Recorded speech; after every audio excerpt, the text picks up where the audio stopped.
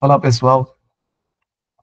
Estamos na nossa 15ª travessia do projeto Rosa da Palavra, a travessia do Ulisses do Sussurão, hoje, no dia 2 de dezembro de 2024, o Rosa da Palavra, que é uma atividade extensionista proposta pela UERN, Faculdade de Educação, através do Grupo de Estudos em Educação e Linguagens, e executada em conjunto também com a UFRN, através do Grupo de Pesquisas Sertania e Educação, e do Departamento de Educação da URCA, né?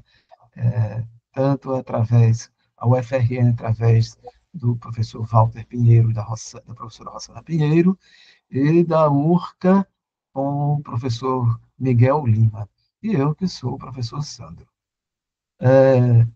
Hoje nós estamos no último encontro planejado do ano letivo. Do ano letivo, falando como professor, do semestre, do nosso semestre. Então, a gente já, hoje é o último encontro, a gente vai dar uma pausa e retorna em fevereiro, antes do carnaval, tá certo? Então, vamos ouvir a memória escrita por Paulo, e hoje quem vai escrever a memória do encontro de hoje sou eu, tá certo? Porque aí, quando eu retornar, eu faço um balanço de tudo e puxo para o retorno, né? E apresento as propostas que foram encaminhadas, que eu pretendo, nessas férias, assim, conduzir, como é que eu digo, encaminhar muitas coisas do projeto, tá certo? Paulo, Bom, então vamos à memória, né, do último encontro. São Paulo, 20 de novembro de 2024. Como eu disse, eu comecei no aí, mas terminei ontem. Tá? Prezados companheiros de travessia, escrevo essas mal traçadas memórias, ainda embalados pela emoção decorrente de nosso último encontro, quando pude apresentar, pela primeira vez, a parte inicial de meu trabalho de uma vida inteira sobre a cartografia da trajetória de Reobaldo ao longo de Grande Sertão Veredas. Tomando como base a última memória, tão poeticamente relatada pela Silvia Damasceno, navegando pelos mares helênicos da mitologia, fica difícil estar à altura, ainda mais tratando-se de um tema tão terreno e cartesiano. Mas se o tema se apega ao resto do chão, a emoção decorre da generosa e até esfuziante receptividade de que fui objeto ao final da leitura. Alguns de vocês já são velhos companheiros, outros mais recentes, porém já tão próximos, tangidos pela intimidade resultante de horas de comovente leitura compartilhada.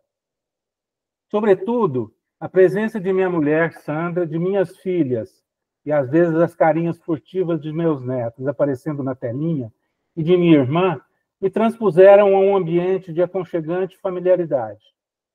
Tive um enorme prazer ao final da apresentação, ao verificar que fui capaz de passar a todos, ou quase todos, a emoção que tem me impulsionado por todos esses anos para a realização desse trabalho.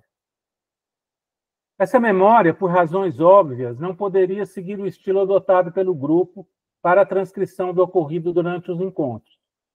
Isso tanto se deve pela natureza do encontro, ou seja, uma apresentação de mapas e fotografias, e não a análise do texto lido e suas interpretações, como também pela formação do escrevente, esse que vos fala. Um engenheiro entre literatos, filósofos, psicanalistas e outros competentes profissionais da subjetividade. 40 anos de profissão me municiaram de experiência e objetividade para a elaboração de relatórios técnicos, memorandos, planilhas, minutas e outros que tais, deixando, porém, pouco espaço para a poética. Estejam os companheiros cientes, no entanto, que se trata apenas da escrita. A sensibilidade permanece. Deus esteja.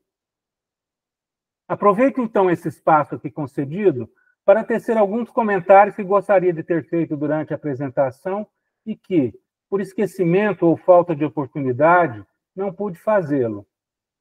O primeiro diz respeito à constatação, ao longo do trabalho, das limitações impostas à busca do conhecimento e da impossibilidade de se chegar à sua totalidade. Em minha vasta pesquisa de vários anos para a localização no espaço real dos locais presentes no romance, consultei mais de uma centena de mapas de diversas épocas, desde o início do século XIX até os dias atuais. Mapas físicos, políticos, cartas de navegação aérea, além de uma série de outros documentos, como escrituras públicas, relatos de viajantes, anuários estatísticos, teses acadêmicas, tudo na vã esperança de que pudesse, um dia, enfim, desvendar e demarcar a totalidade do espaço físico descrito na obra. Não poderia eu estar mais enganado quanto a esse respeito. Resta, no entanto, o consolo de que cheguei a essa conclusão antes que fosse tarde, e que eu pudesse entender sobre a incompletude de nossa existência e da impossibilidade do conhecimento absoluto. Mais de 3/4 dos topônimos presentes puderam ser identificados e localizados no mundo real, se não com exatidão geográfica, pelo menos bem referenciados junto a outros locais reais. Outros mais poderão ser localizados no futuro, a partir da ampliação da pesquisa por mais pessoas ou em outras fontes. Mas o que se pode dizer quanto aos locais que, embora possam ter ou ter tido existência real, foram mencionados a partir da memória do autor, ou que tenham sido a ele relatados ao longo de sua vida? Não há nenhuma possibilidade de que esses sejam encontrados e devem permanecer para sempre no limbo da existência. Esse é o nosso destino. Por mais que busquemos a compreensão e o conhecimento total e por inteiro, seja da ciência, do mundo, das pessoas que amamos ou de nós mesmos, ao final da busca, sua última essência nos é negada, restando o mistério inescrutável. Ainda que ciente dessa limitação quanto ao resultado, sinto-me plenamente recompensado.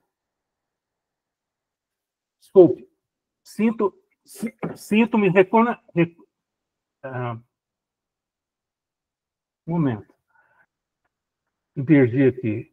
Ainda que ciente dessa limitação quanto ao resultado, sinto-me plenamente recompensado quando revejo as anotações do trabalho realizado e as reações das pessoas com quem eu compartilho. O grande prazer, no entanto, está no processo.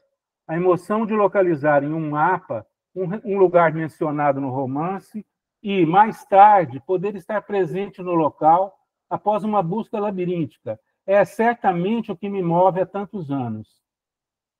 Na viagem que ora empreendo, um dos meus objetivos era localizar no território real o Ribeirão do Poço Triste, que eu já tinha localizado em mapas.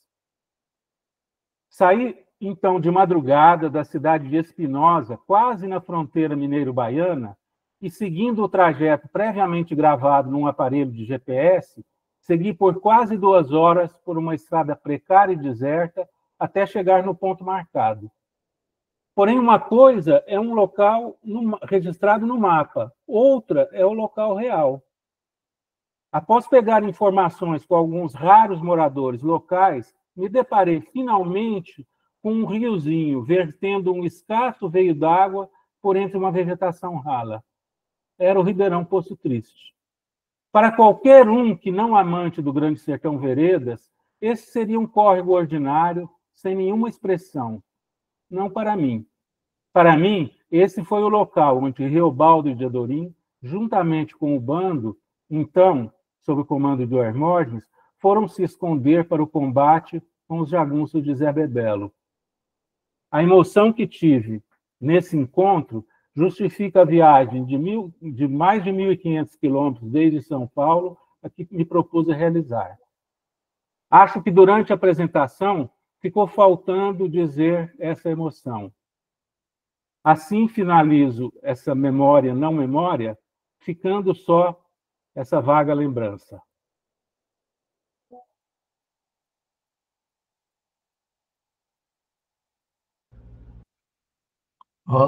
Olha, ficou muito bom, né? Porque é um complemento tão Parabéns, importante. Paulo. Parabéns demais. Parabéns. Obrigado. Depois manda para mim, manda para a Tá gente, ótimo, né? tá ótimo, tá linda. Manda Vou para mandar. Eu mando. Ô, Onde você tá? Sandra, Onde você poderia tá, fazer Paulo? um. Hã? Onde você tá, Paulo? Eu estou em Turmalina, perto do Araçuaí, Ah, Jequitinhonha. no Vale do Jequitinhonha. Ah, que beleza. Ah, que beleza. Silvia, você falou alguma coisa? Eu falei que essas memórias todas, elas dão um livro. Sim, claro que sim. Claro que dá. A gente tem que pensar nessa Nossa, perspectiva. textos belíssimos, Né? profundos. Sim, nós temos muitas produções nesse sentido, né? Tanto da primeira temporada, com primeiras histórias, como na segunda temporada em Tutameia, e já nessa temporada do Grande Sertão, nós temos memórias belíssimas, né? Nós temos um acervo maravilhoso e que é publicável. Esse material é um Sim, com material certeza. altamente publicável. Então, a gente tem que pensar sobre como fazer essa publicação, entende? Então, que tem material, tem. Nós temos muitas coisas. Eu estou falando só dessa leitura que a gente está fazendo agora, do Grande Sertão, né? O Grande Não, Sertão não, não está me lindo, eu acho. reportei nos interiores. A gente amadureceu ainda mais, né? Mas são textos muito bons, são ensaios belíssimos. Belíssimo. Teve um incidente aqui, tocaram no meu telefone, eu tinha esquecido de desligar, me perdi um pouco. Certo. Não atrapalhou em nada. Né? Eu quero dar boa noite aqui a Luzia e a Márcia. Boa noite, Sandro. Boa noite, querida. Tudo bom? Tudo. Vamos começar a nossa leitura. Está todo mundo aí com o livro na página certa, né? E tem aquelas variações das edições, mas considerando a edição da Companhia das Letras. Então, eu posso começar, tá certo? Oi, Márcio Abril. Eu vou começar a leitura, tá? Oi, gente, boa noite. Boa noite. Boa Boa noite, noite. Márcio.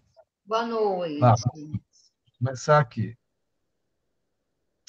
Dos outros companheiros conosco, deixo de dizer, desmexi deles, bons homens no trivial, cacundeiros simplórios desse norte pobre, pois assim, não por orgulho meu, mas antes por me faltar o raso de paciência, acho que sempre desgostei de criaturas que com pouco e fácil se contentam. Sou desse jeito, mas de tão passos digo, apreciei, porque o que salvava a afeição dele era ter o coração nascido grande, cabedor de grandes amizades. Ele achava o norte natural. Quando que conversamos, perguntei a ele se Joca Ramiro era homem bom. De Tom Passos regulou um espanto. Uma pergunta dessa, de certo, que nunca esperou de ninguém. Acho que nem nunca pensou que Joca Ramiro pudesse ser bom ou ruim. Ele era o amigo de Joca Ramiro, e isso bastava. Mas o preto de Resende, que estava perto, foi quem disse, risonho bobeento: bom, um Messias. O senhor sabe, preto, quando é dos que encaram de frente, é a gente que existe que sabe ser mais agradecida. Tanto no ouvir falar de Joca Ramiro, o Reinaldo se aproximou. Parecia que ele não gostava de me ver em comprida conversa amiga com os outros. Ficava quasezinho amuado. Com o tempo dos dias, fui conhecendo também que ele não era sempre tranquilo igual, feito antes eu tinha pensado. Ah, ele gostava de mandar. Primeiro, mandava suave, Depois, visto que não fosse obedecido, com as 7 pedras. Aquela força de opinião dele mais me prazia? Aposto que não. Mas eu concordava. Quem sabe por essa moleza que às vezes a gente tem, sem tal nem razão, moleza no diário, coisa que até me parece ser parente da preguiça. E ele, o Reinaldo, era tão galhardo, garboso, tão governador, assim, no sistema Pelintra, e preenchia em mim uma vaidade de ter me escolhido para seu amigo todo leal. Talvez também seja. Anta entra nágua, se arroupeia, mas não, era não. Era, era que eu gostava. Um bem-querer que vinha do ar do meu nariz e do sonho de minhas noites. O senhor entenderá. Agora ainda não me entende. E o mais que eu estava criticando era mim contando logro, gigajogas. Patrícia, a gente está no segundo parágrafo, viu, que a gente começou a ler. Só para você se situar aí. Obrigada, Sandra. Pronto, alguém pega para ver, gente? Você vai conhecer em breve Joca Ramiro, Riobaldo. O Reinaldo veio dizendo. Vai ver que ele é o homem que existe mais valente. Me olhou com aqueles olhos quando doces e perfez. Não sabe que quem é mesmo inteirado valente no coração, esse também não pode deixar de ser bom. Isto ele falou. Guardei, pensei, repensei. Para mim, o indicado pagava. Não, o indicado dito não era sempre completa verdade. Minha vida não podia ser, mas eu pensando nisso uma hora, outra hora, perguntei ao compadre meu Quelemem, do que o valor dessas palavras tem dentro? Ele me respondeu, não pode haver verdade maior. Compadre meu Quelemem está certo sempre. Repenso. E o senhor, no fim, vai ver que a verdade referida serve para aumentar meu pejo de tribulação. Fim do bom logo vem, mas o Acrício retornou pasmaceira na Barra do Rio, a nenhuma novidade. Retornou o Genolim, o Jequitaí estava passável. E saímos simples com a tropa, sem menos de sossego, nem mais receio. Serra para cima, pelos caminhos tensionados. Daí, hora grave me veio, com 3 léguas de marcha, mazelas de mais pesares, e donde menos temi, no pior me vi.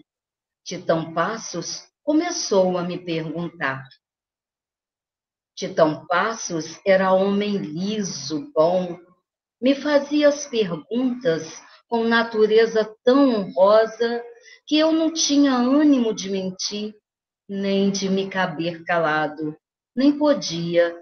De lá mais adiante, atravessando Jequitaí, tudo ia se abrir a ser para nós todos campo de fogo e aos perigos de mortes.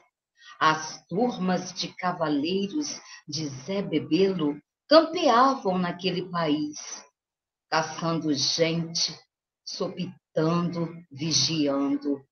Do povo morador não faltava quem, desconfiando de nós, mandasse a eles envio de denúncia, pois todos queriam aproveitar a ocasião para se acabar com os jagunços para sempre.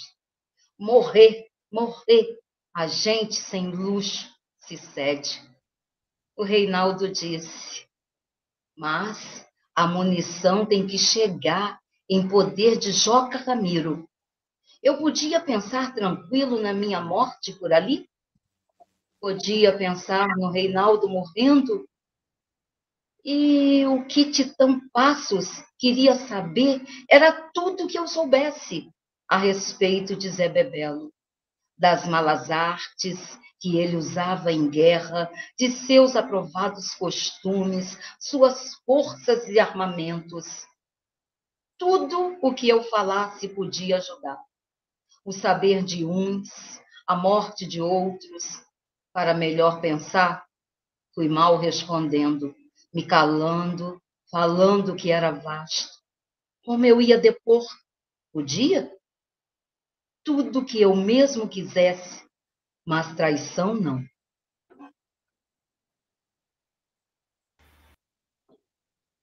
Não, nem era por retente de dever, por lei honesta nenhuma, ou floreado de noção. Mas eu não podia, tudo dentro de mim não podia. Dou vendido em pecas, riquezas, o que eu cansei naquela hora, minhas caras deviam de estar pegando fogo. Que se eu contasse, não contasse, essas ânsias. Eu não podia, como um bicho não pode deixar de comer a avistada comida, como uma bicha fêmea não pode fugir, deixando suas criazinhas em frente da morte. Eu devia, não devia, vi vago o adiante da noites, com sombras mais apresentadas. Eu, quem é que eu era? De que lado eu era? Zé Bebelo ou Joca Ramiro? Titão Passos, o Reinaldo. De ninguém eu era de mim. Eu, Riobaldo. Eu não querer contar. Falei e refalei inútil, consoante. E quer ver que Titão Passos aceitava aquilo assim? Me acreditava. Lembrei que ainda tinha guardada, estreito comigo, aquela lista de nomes e coisas de Zé Bebelo num caderno. Alguma valia aquilo tinha? Não sei, sabia não. Andando, peguei oculto, rasguei em pedacinhos, taquei tudo no arrojo de um riacho. Aquelas águas me lavavam. E, de tudo que a despeito do resto, eu sabia.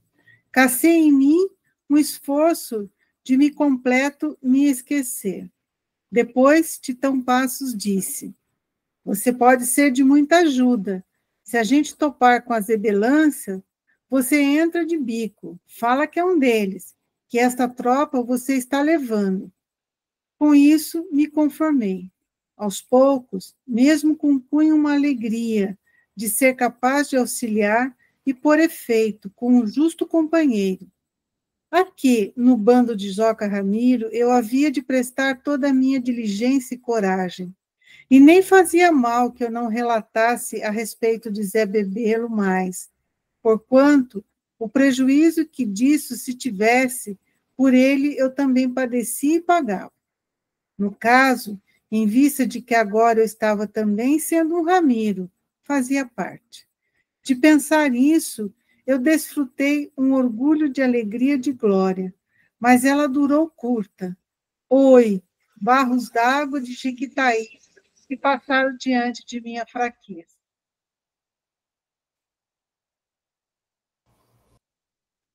Foi que Titão Passos, pensando mais, me disse: tudo temos de ter cautela. Se eles já souberam notícia de que você fugiu e te encontram, são sujeitos para quererem logo te matar imediato, por culpas de desertor. Ouvi retardado, não pude dar resposta. Me amargou no cabo da língua. Medo, medo que maneia. Em esquina que me veio. Bananeira dá em vento de todo lado. Homem é coisa que treme. O cavalo ia me levando sem data. Burros e mulas do lote de tropa, eu tinha inveja deles. Tem diversas invenções de medo, eu sei, o senhor sabe. Pior de todas é essa, que tonteia primeiro, depois esvazia. Medo que já principia com um grande cansaço. Em minhas fontes, cocei o aviso de que um suor meu se esfriava. Medo do que pode haver sempre e ainda não há. O senhor me entende. Costas do mundo. Entanto, eu devia de pensar tantas coisas, que de repente podia cursar por ali, gente Zé Bebela armada, me pegavam. Por mal, eu estava soflagrante encostado, rendido, sem salves, atirado para morrer com o chão na mão.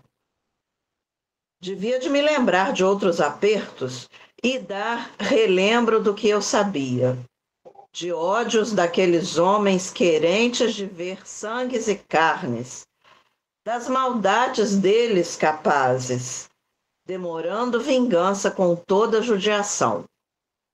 Não pude, não pensava demarcado, medo não deixava. Eu estando com um vapor na cabeça, o miolo volteado, mudei meu coração de posto. E a viagem em nossa noite seguia. Purguei a passagem do medo. Grande vão eu atravessava.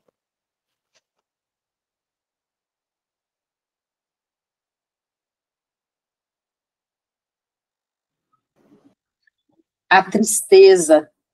Aí o Reinaldo, na paragem, veio para perto de mim, por causa da minha tristeza. Sei que de mim ele mais gostava. Sempre que estou entristecido, é que os outros gostam mais de mim, de minha companhia. Por quê? Nunca falo queixa, de nada.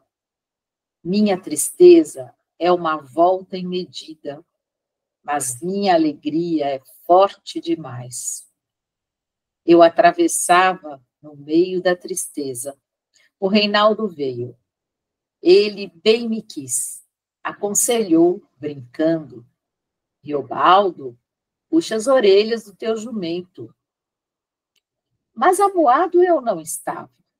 Respondi somente, amigo, e não disse nem mais. Com toda a minha cordura. Mas, de feito, eu carecia de sozinho ficar. Nem a pessoa especial do Reinaldo não me ajudava. Sozinho sou, sendo, de sozinho careço, sempre nas estreitas horas. Isso procuro. O Reinaldo comigo, para par, e a tristeza do medo me eivava de a ele não dar valor.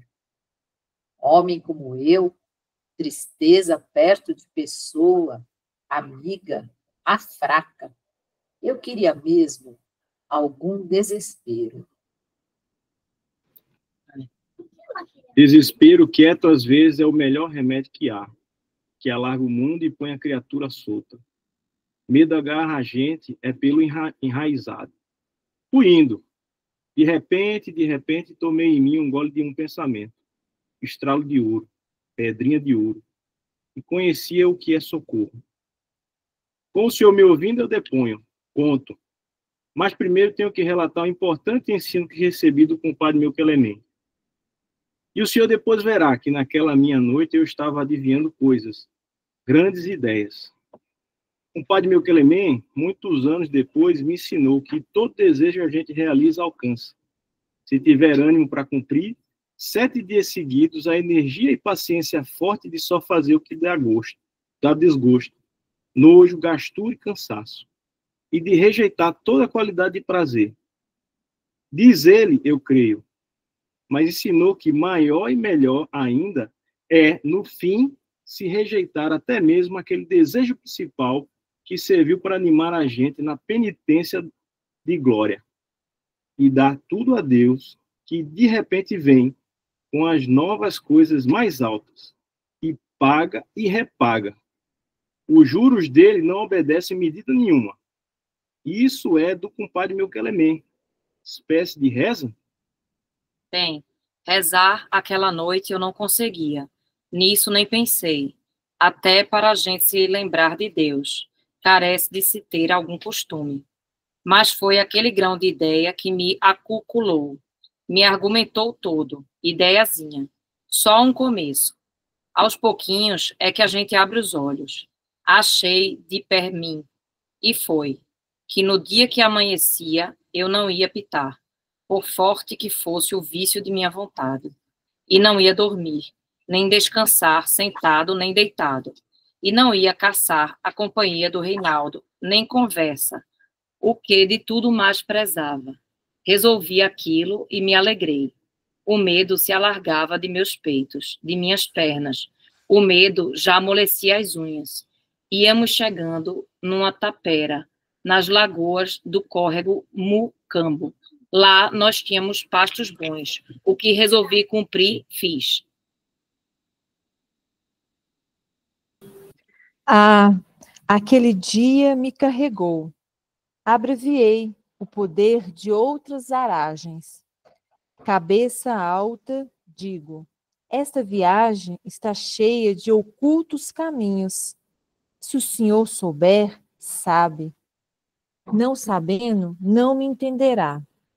Ao que, por outra, ainda um exemplo lhe dou. O que há, que se diz e se faz, que qualquer um vira brabo, corajoso, se puder comer cru o coração de uma onça pintada. É, mas a onça, a pessoa mesma, é quem carece de matar, mas matar a mão curta, a ponta de faca. Pois, então, por aí se vê, eu já vi, um sujeito medroso que tem muito medo natural de onça, mas que tanto quer se transformar em jagunço valentão. E esse homem afia sua faca e vai em soroca, capaz que mate a onça, com muita inimizade. O coração come e se enche de coragens terríveis. O senhor não é bom entendedor? Conto. De não pitar, me viam uns rangidos repentes, feito eu tivesse ira de todo mundo. Aguentei. Sopejante, saí caminhando, com firmes passos. Bis, tris, ia e voltava. Me deu vontade de beber a da garrafa. Rosnei que não. Andei mais. Nem não tinha sono nenhum. Desmenti fadiga. Reproduzi de mim outro fôlego. Deus governa a grandeza. Medo mais? Nenhum algum. Agora viesse corja de Zé Bebelos ou tropa de meganhas. E me achavam, bastantemente. Eu aceitava qualquer vulvu de guerra. E ia em cima, enorme sangue, ferro por ferro. Até queria que viessem, de uma vez, pelo definitivo. Aí, quando os passos escutei, vi, era o Reinaldo, que vindo, ele queria direto comigo se conferir. Eu não podia tão depressa fechar meu coração a ele. Sabia disso. Senti. E ele curtiu o engano. Pensou que eu estava amofinado e eu não estava. O que era sisudez de meu fogo de pessoa, ele tomou uma molência. Queria me trazer consolo? Teobaldo, amigo, me disse. Eu estava respirando muito forte, com pouca paciência para o trivial. Pelo tanto, respondi alguma palavra só. Ele, em hora comum, com muito menos que isso, a gente arfava. Na vez, não se ofendeu. Teobaldo, não calculei que você era genista. Ainda gracejou. Dei a nenhuma resposta. Momento calado ficamos, se ouvia o corrute dos animais que pastavam a bruta no capim alto. O Reinaldo se chegou para perto de mim. Quanto mais eu tinha mostrado a ele a minha dureza, mais amistoso ele parecia. Maldando, eu pensei. Acho que olhei para ele. Com que olhos? Isso ele não via, não notava. Ah, eu me queria bem, digo ao senhor.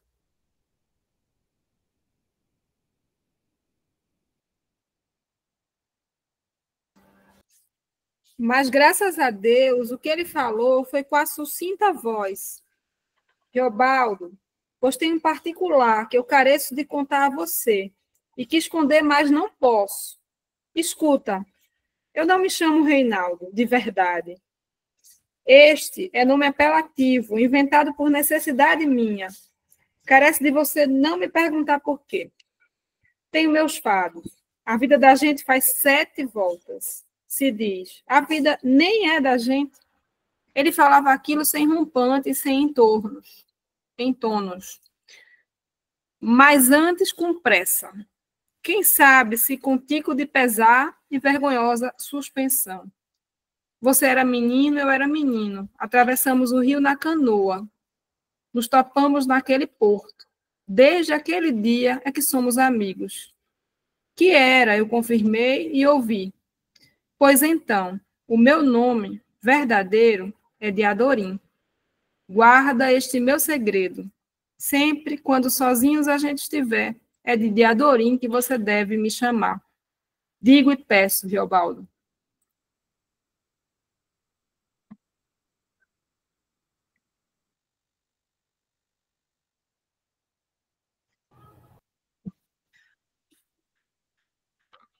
Eu vou ler, então. Pode Assim deixar, eu Sam. ouvi.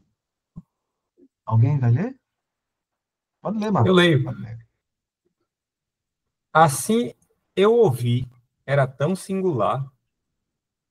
Muito fiquei repetindo em minha mente as palavras, modo de me acostumar com aquilo. E ele me deu a mão. Daquela mão eu recebia certezas dos olhos. Os olhos que ele punha em mim, tão externos, quase tristes de grandeza. Deu alma em cara. Adivinhei o que nós dois queríamos. Logo eu disse, de Adorim, com uma força de afeição. Ele sorriu sério, e eu gostava dele. Gostava. Aí tive o fervor de que ele carecesse de minha proteção toda a vida, eu terçando, garantindo, punindo por ele. Ao mais, os olhos me perturbavam, não sendo que não me enfraqueciam, de Adorim. Sol se pôr, saímos e tocamos dali, para o Canabrava e o Barra. Aquele dia fora meu, me pertencia. Íamos por um plaino de varjas, lua lá vinha, a limpo de lua, vizinhança do sertão. Esse alto norte brabo começava. Estes rios têm de correr bem. Eu de mim dei. Sertão é isto, o senhor sabe, tudo incerto, tudo certo. Dia da lua, o luar que põe a noite inchada. Reinaldo, de Adorim, me dizendo que este era real o nome dele.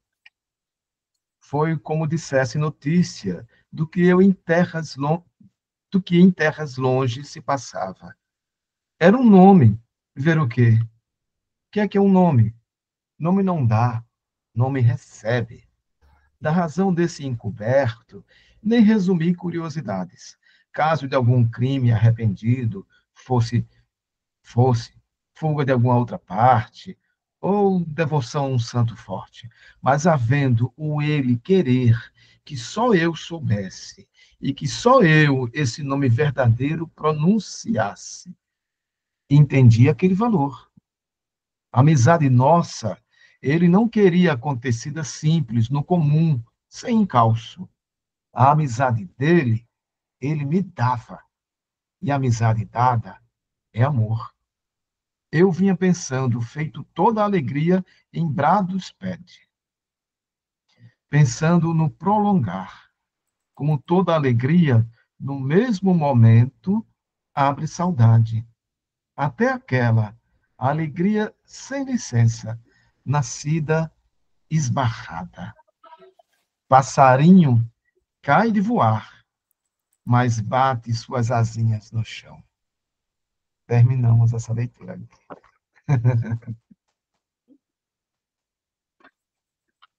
Gente, muito lindo esse trecho, gente. Nossa. Amizade dada é amor, né? Muito lindo Amizade isso. dada é amor. Amizade dada é amor. Que coisa linda, hein? Alguém escreveu de maneira tão poética isso, gente? Alguém mais? Tá belo, gente. Que finalzinho, né? Eu pensei assim, que esse bloco fecha bem para a gente encaminhar para o próximo ano, né? Deixa aquela saudade na gente, aquela saudadezinha quente para o nosso caminhar lá na frente. Kátia, você está falando... Eita, que esse homem está romântico hoje. Hã? Eita, que esse homem está romântico hoje. De Adorinha conquistou. Todos nós. Gente, é um amor maior que o mundo, maior que o mar, maior que tudo. Gente, eu fiquei... acho que eu vou repetir isso muito, que eu fiquei muito, muito encantada com essas páginas, com essa leitura de hoje. Gente, eu amei, sabe? Ia lendo, ia notando essa grandeza desse amor que invadiu Riobaldo e que tomou conta dele, que ele luta para que isso... Ele luta para que não aconteça. Ele luta, eu fico pensando, ele luta para acontecer, ele luta para não acontecer, entende? Porque ele tem que lutar contra isso, porque ele é um homem macho, um homem que não gosta de outro homem. Mas o amor... Por isso que ele diz ali, é por isso que ele diz ali, tudo incerto, tudo certo. Tudo incerto, tudo certo. Lembra Caetano, né? Lembra a canção Como Dois em Dois, né? Como Dois em Dois. Né? Tudo certo como dois em dois, né? Tudo certo, tudo incerto, né? Gente, tem muita coisa aqui que eu anotei, né? Só retomando lá do comecinho do trecho que ele fala do Titão Passos, novamente, só para reforçar essa noção do nome do Titão Passos, né? Que é titânico, né? Que são a divindade, as divindades antigas da Grécia, as mais antigas divindades gregas, né?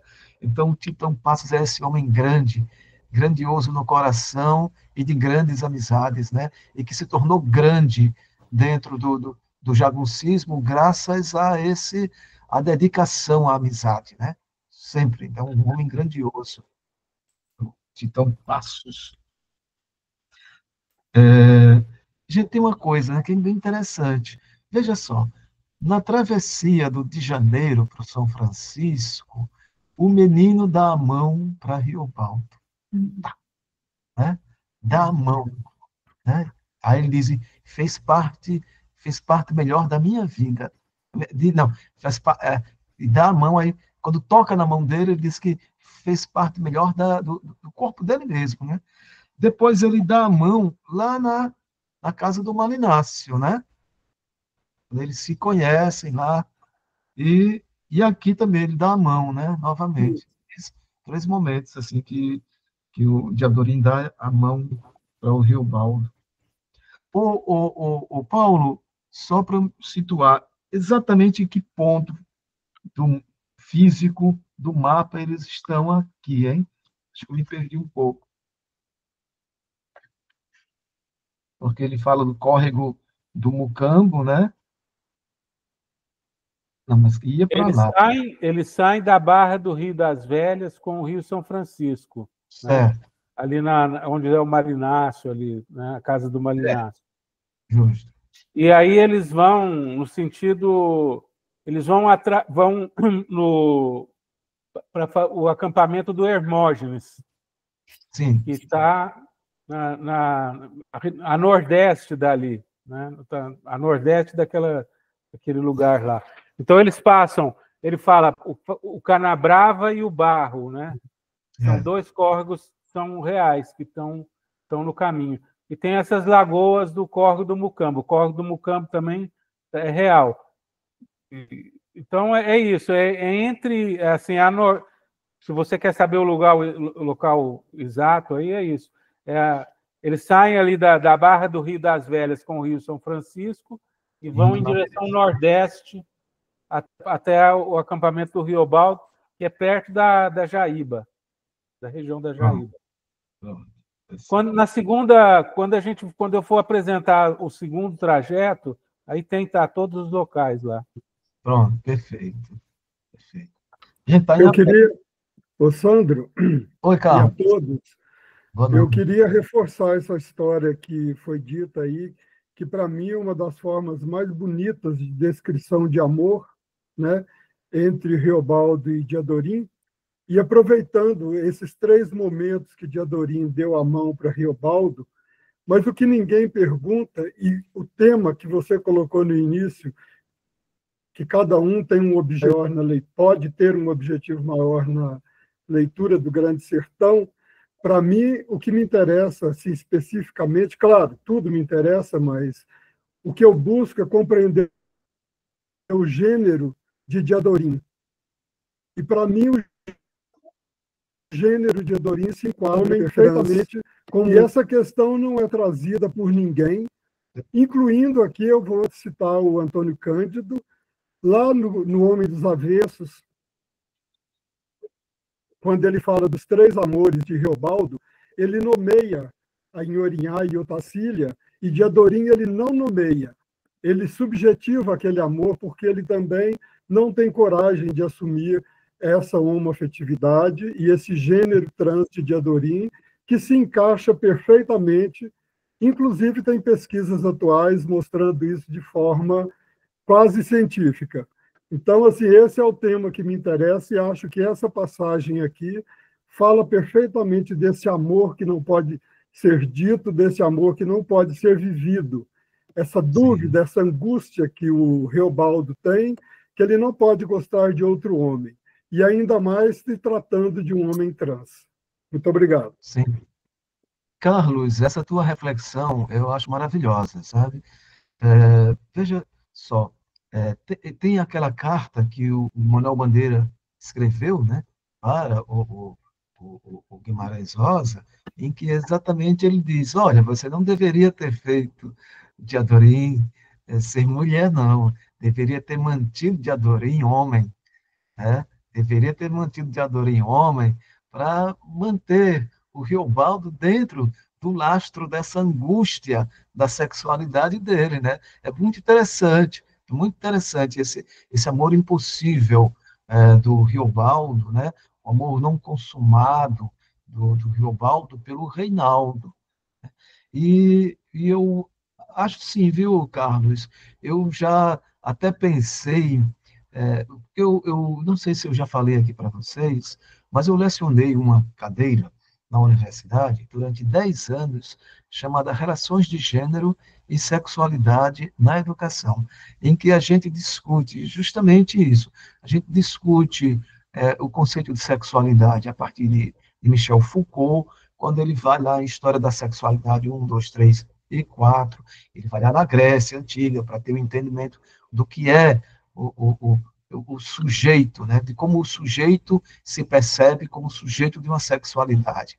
É interessante, aí eu fui atrás dessas coisas todas, eu passei 10 anos lecionando essa cadeira, e a gente falava muito sobre a questão da transgeneridade. Era um tema muito importante, porque é um tema que era recorrente, né? Então, eu me lembro que durante a pandemia teve uma flip que foi online e teve a presença do Paul Preciado, sim, né? Sim. Você assistiu essa, né? Sim, eu leio ele, acompanho ele. O Paul é incrível, né? Eu, desde que era Beatriz, né? Era Beatriz, eu já acompanhava e tornou-se Paul Beatriz Preciado, né? E foi mais para o campo mesmo interessante, né? Que é o campo da ficção, né? Torna-se um ensaísta ficcionista, né? Aí Embora ele seja psicanalista também, né? Sim, é. Então, o Paul Preciado faz umas análises brilhantes. E ele estava numa mesa com o Caetano Veloso, nessa Flip, que lembro muito bem, assisti, e o Caetano puxou esse tema. Já no final, eu não sei se você se lembra, Carlos, aí ele puxa esse tema, né? E ele diz lá, olha, mas eu queria dizer, já estava terminando o tempo, o coordenador da mesa querendo cortar o Caetano, mas quem é que vai ter coragem de cortar o Caetano, né? Então, aí ele disse, não, mas eu gostaria de dizer que no Grande Sertão Veredas, a figura do Reinaldo, a figura de Adorim, é uma figura trans. Aí Paul Preciado ficou assim, com as orelhas em pé, mas sem entender, porque não entendia a referência. E aí eu assistindo, fiquei chocado, né? Porque Paul Preciado não conhecia Guimarães Rosa, não conhecia o Grande Sertão Veredas. E aí o Caetano falou, Paul Preciado tomando nota do nome do livro, né? Porque, em verdade, eu pensei, em determinado momento, em fazer o meu pós-doutorado exatamente sobre isso, viu, Carlos?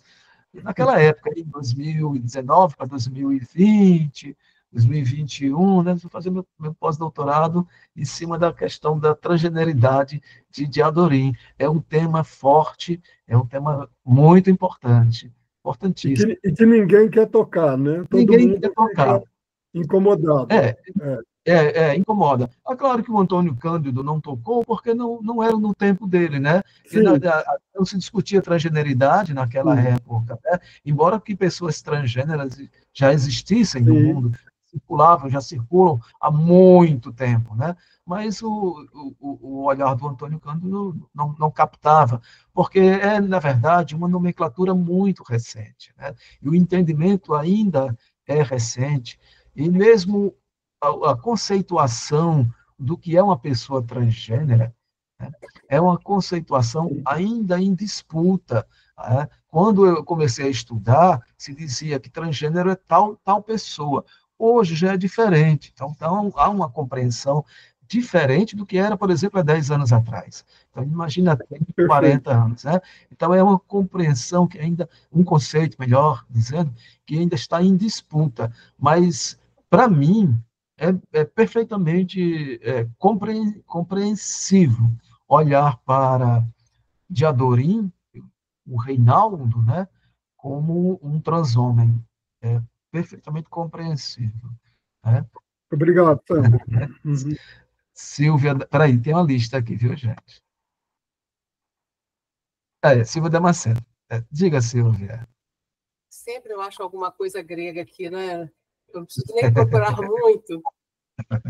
Aqui, na página 112, tem um conceito muito importante da Grécia clássica. Eu vou ler um pedacinho. O Diadorim falando com o Reobaldo. Você vai conhecer em breve Joca Ramiro Reobaldo.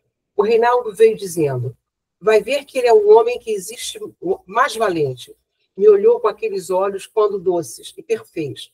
Não sabe quem é, mesmo inteirado, valente no coração, esse também não pode deixar de ser bom?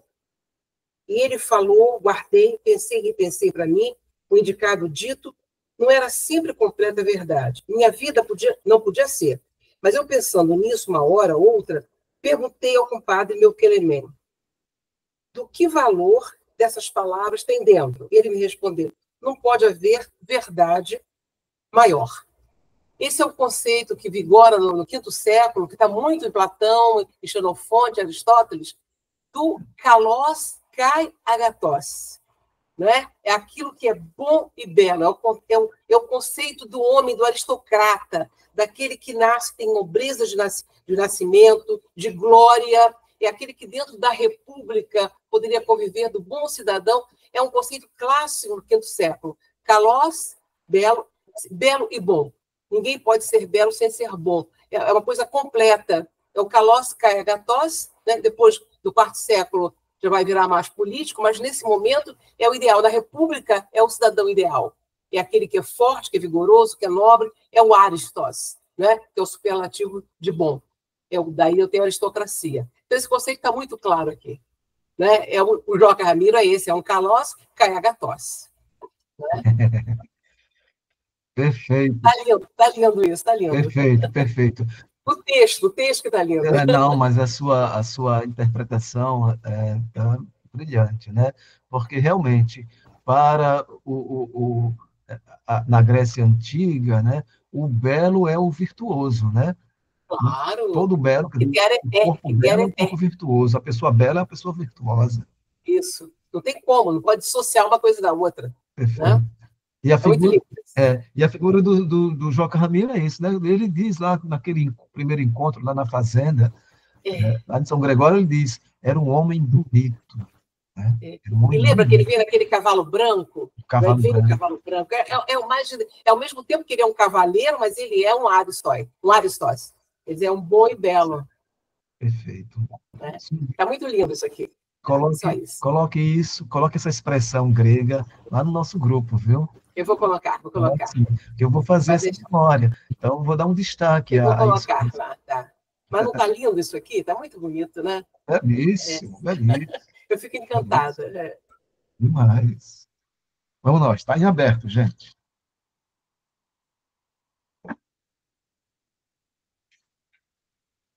Essa coisa do Riobaldo, né? Ele esteve com o Zé Bebelo e agora ele está no bando de Joca Ramiro. Então, ele vive um conflito interno muito grande, porque estando do lado do Titão Passos e se sentindo honrado de pertencer agora ao bando de Joca Ramiro e pressionado por Titão Passos em contar detalhes do comando do Zé Bebelo, né? Ele se sente meio como se fosse um traidor, porque ele tem uma relação afetuosa, tem um afeto também com o Zé Bebelo, né? É como se o Zé Bebelo também fosse um outro pai dele, sabe? Ele devotasse alguma coisa a este homem, né? E ele não quer entregar esse homem à morte. Ele não quer, ele vai no crescendo nessa ideia de não. Eu vou dizer coisas, mas não vou dizer coisas que possam comprometer o Zé Bebelo, né? A sua estratégia. Ao mesmo tempo, eu tenho que me colocar bem dentro desse grupo, que é o grupo de Joca Ramiro. Então, ele está nessa corda, né? Está nessa corda entre uma coisa e outra, mas tendo que decidir por ele mesmo o tempo todo, né? Ele tem que decidir por ele mesmo, né? Ele diz: eu era de mim, né? Quer dizer, eu devia, não devia? Vi vago adiante da noite, com sombras mais apresentadas. Então, ele está vendo que as coisas vão se tornando cada vez mais nebulosas, mais sombrias, né? Quem é que eu era? De que lado eu era? Zé Bebelo ou Joca Ramiro? Titão Passos, o Reinaldo? De ninguém eu era. Eu era de mim. Eu, Riobaldo. Eu não querer contar. Então tem essa questão toda ética que ele está se colocando ali, né? Se coloca para si, né? Vai entregar o Zé Bebelo, ele acha meio trairado fazer isso. É o segundo ou terceiro trecho que ele fala traição, não. Ele tem muita preocupação com essa ética, né? Sim. Que seria cavalheiresca de uma outra época. Sim, né? Sim. De dizer assim, traição não, tudo bem, eu estive lá, mas eu não vou... E ele rasga a listinha, a lista com nomes, né? Ele rasga e joga no rio para... Vai que o Titão Passos muito esperto, poderia pegar aquilo, né, e fazer daquilo uma estratégia boa de combate. Alexia.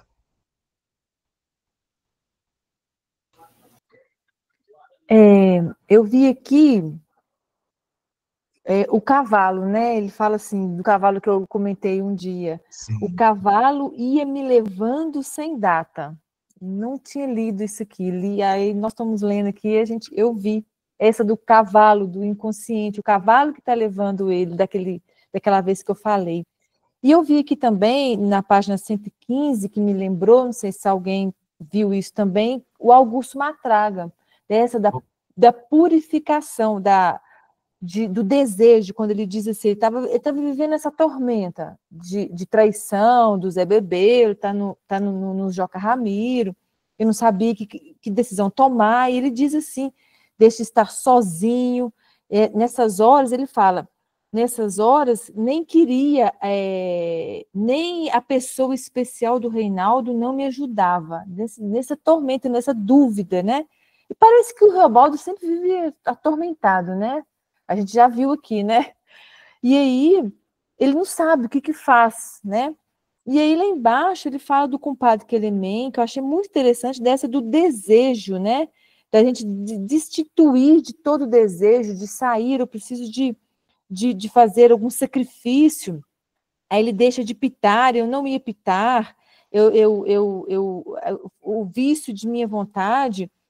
Eu lembrei aqui desse lugar, de que parecia assim, para eu tomar uma decisão, para eu ver o que eu faço, eu tenho que me destituir, sair de mim para ver o clarear dessa dúvida que eu estou tendo. Não sei se alguém conseguiu ver, eu vi isso, não sei. Eu consegui ver agora o que você falou. O que vocês acham? Quando uma traga cai no abismo, né, que é aquela morte simbólica dele, e que ele é tratado pela preta Quitéria e pelo preto, que agora esqueci o nome dele, e que ele renasce ali, né? E ela vira mãe Quitéria, né? Vira os pais dele, ele renasce. Aí tem todo um processo ali do que vem o padre, conversa com ele, etc. E, de fato, realmente, ele começa a dizer, não vou pitar, ele não vai mais pitar, ele não vai mais beber, ele vai se dedicar ao trabalho, né? Ajudar a ele, aos pretos e à comunidade inteira, né? Trabalhando por 10, né? E tal, totalmente entregue. É um processo de purificação. Bem interessante pensar nisso, né? E é interessante também que aqui, assim, o Riobaldo faz isso intuitivamente. Lá na frente, ele conversa com o Quelemem e Quelemem diz, é assim que se faz, né? Aí Quelemem dá, o Quelemem tem essa função, sei lá, essa função de organizar os pensamentos do Riobaldo, sabe? Organizar, fazer com que ele tenha um entendimento do que ele viveu. O Quelemem ajuda muito a ele ter esse entendimento. Kátia levantou a mãozinha. Sim, serei breve, né? Porque aqui é só uma leitora descobrindo, apaixonada, né? Então, voltando ao assunto da afirmação de Riobaldo, né? Eu escrevi Riobaldo se afirmando homem, né? Ele muito preocupado, né, com essa angústia toda. Então, tem um pedacinho, um trecho que eu separei que é assim: estou contando ao Senhor que carece de um explicado. Pensar mal é fácil, ele preocupado, né? Porque esta vida é embrejada. Interessante isso, né? A gente vive, eu acho, mesmo para se desiludir e se desmisturar. Gente, eu achei isso, sabe, incrível e forte. Tudo que o Riobaldo está passando nesse trecho, nesse pedaço, dessas afirmações e dessas preocupações. Foi isso. Obrigada. Certo, Kátia. Silvia Helena. Eu gostei muito desse trecho, e assim, o que me chamou muita atenção foi essa relação que ele apresenta do medo. É um medo tão profundo, é um medo tão existencial, né? Que ele não, na verdade, ele não sabe ali por que ele está sentindo tanto medo, mas ele sente medo, né? E eu separei, assim, acho que, para mim, chamou a atenção algumas palavras, que é a questão do medo, da traição, né, que a Adriana comentou.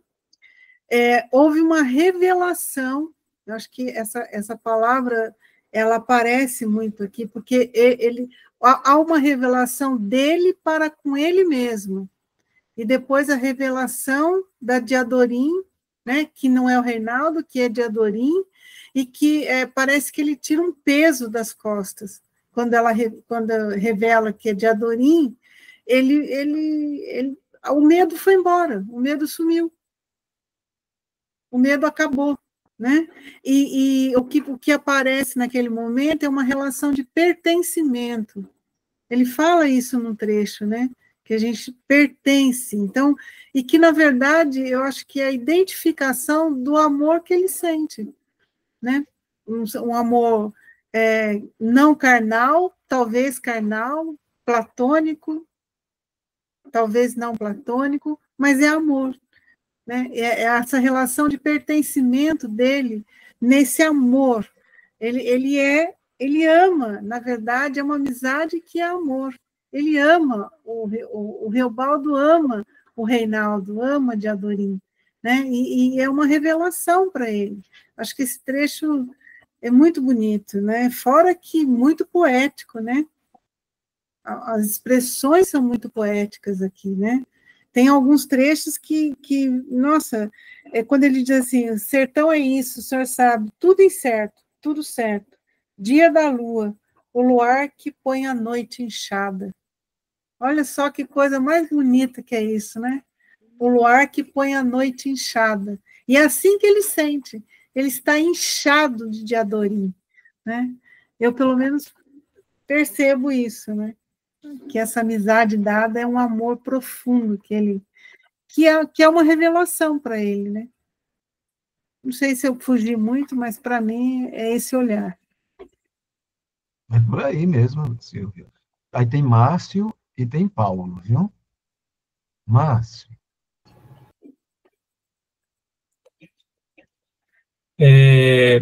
Um comentário rápido. Esse final de semana eu reli o Miguelin, né? O Campo Geral. E aí você tem aquela passagem bonita daquela dúvida, né, ética do Miguelin em relação ao bilhete do tio Terês, se ele entrega ou não entrega o bilhete, né? E aí Miguelin ele sofre, né? Ele faz uma espécie de inquérito, ele pergunta a Rosa, ele pergunta ao vaqueiro Gé, ele pergunta a Dito, né, o que fazer, né, que caminho seguir, e ele sofre, ele fica intranquilo, tem uma hora que ele diz assim, basta, eu vou brincar, aí ele brinca, esquece um pouquinho, mas depois que para de brincar, ele volta a sofrer. Aí, a leitura desse trecho, Riobaldo, bem angustiado, né, ele disse que eu contasse essas ânsias, né, com a pressão de Titão Passos, né, porque você precisa falar de Zé Bebelo, tá? E Riobaldo fica muito intranquilo também, né? E aí eu lembrei que todo mundo sabe aqui que Corpo de Baile, né, Grande Sertão Veredas, eles foram escritos no mesmo contexto, né, em 2 anos, entre 53 e 55, mais ou menos. Aí eu vi o Miguelin aqui, adulto, entendeu? Com outras angústias e com outro aparelho mental capaz de dar uma resposta diferente à problemática, né? Que ele vai dizer, não, trair não. Trair não. Miguelin, ele não tinha essa complexidade de pensamento, né? Ele estava só especulando e querendo saber. Me veio esse link entre Miguelin e Riobaldo. Não sei se Miguelin é um pouquinho Riobaldo, é uma criancinha riobaldiana, não sei. Mas era isso. Obrigado, Paulo. Márcio. Agora, Paulo. Então, voltando a Silvia levantou a questão do medo. Essa quer dizer, é um conflito do Riobaldo que vai o romance inteiro, essa questão da coragem, né? Ele é um jagunço que está constantemente submetido a situações de perigo e tal, e ele tem esse conflito dele, ele precisa ser corajoso, mas ele tem o medo. E sem querer dar spoiler, porque acho que todo mundo já leu, mas no final na última cena, ele quando no combate final lá, ele deixa o Diadorim ir combater sozinho com o Hermord, porque ele fica paralisado. Ele fica paralisado de medo, o medo toma conta dele. E ele se paralisa e tem uma espécie de torpor, alguma coisa assim, mas o medo vence, no final o medo vence, e ele fala, acho que a gente já leu essa parte, ele fala, um homem consegue se intrujar de tudo, só de ser inteligente e valente é que muito não pode. Então, você consegue ser qualquer coisa, você pode querer ser, mas ser inteligente ou ser valente, isso é nato, ou você é, ou você não consegue ser, por vontade própria, se tornar... Então, eu acho muito importante essa questão do medo e da coragem. Ao longo de todo o romance, ele questiona isso, né? O que a vida perde da gente é coragem. Ele fala isso também, né? Então, é um tema que ele vai, ao longo eu vejo isso ao longo do romance, ele vai questionando essa questão do medo, de ser valente, de ser corajoso, e a presença do medo também. Adriana. Então, ele começa com a traição, né? Com esse receio, com essa vontade, com essa afirmação de que ele não quer trair. Aí ele se pergunta, ele vem nessa crise de identidade, mas quem que eu sou? Eu sou Zé Bebelo, eu sou Joca Ramiro. Ele tem certeza que ele não vai trair, então ele está de bem consigo mesmo, né? Só que aí, Titão Passos fala para ele uma coisa, e essa coisa que eu acho que desperta essa situação de medo, esse parágrafo inteiro da página 114, que é um parágrafo do medo, né? Titão Passos fala para ele assim, tudo temos de ter cautela. Se eles já souberam a notícia de que você fugiu e te encontram, são sujeitos para quererem logo te matar de imediato, por culpas de desertor. Bom, ouvi retardado, não pude dar resposta. Aí é que vem o revertério na cabeça dele, né? Aí ele perde o chão, porque ele estava tão seguro de que ele estava dentro daquela ética escolhida por ele, só que ele tinha fugido e tinha passado para um outro bando. E aí? Então, aí vem esse medo, né? E eu achei interessante, assim, até anotei essa frase, homem é coisa que treme. Então, assim, na verdade, o medo é uma característica muito, muito dele mesmo. Agora, com perdão da palavra, é meio chulo, mas se diz muito, quem tem cu tem medo, né? Todo mundo. Pois é. Então, ele está nessa espiral de medo, nessa coisa assim, né? E aí, na página 115, ele vem e fala do socorro. Ele fala assim, e conheci o que é socorro. E aí ele vai contar a aproximação de Reinaldo, né, de Adorim, e que culmina numa coisa que eu acho assim muito linda, né? O que de Adorim deu a ele nesse momento aqui? Deu o nome, deu o próprio nome, e que era um segredo imenso que Reinaldo guardava ali, né? Deu a Riobaldo esse segredo, o nome, e disse ainda, quando nós estivermos sozinhos, sempre quando sozinhos a gente estiver, é de Adorim que você deve de me chamar. Digo e peço, Riobaldo. Então, assim, eu acho que essa coisa de você revelar o seu nome, um pouco da sua essência, né, ou o que você acha que é a sua essência, isso é muito importante. Então, esse foi o socorro de Riobaldo aqui. Ele, todo aquele medo, aquelas angústias, aquela questão do jagunço, né? De que bando que eu sou, e depois o medo que ele teve de ter fugido e de ter poder ser considerado como um desertor, o socorro dele foi isso aí. E nesse momento, eu acho que nem vem essa questão, não posso amar um homem, não vem, porque essa cena que vem é uma cena idílica e linda, né? Que tanto é, tão linda, que nós que já lemos, assim, vários de nós que já lemos várias vezes, né? Na hora que a Patrícia acabou de ler, fez aquele silêncio, ninguém conseguia dar a próxima palavra, né?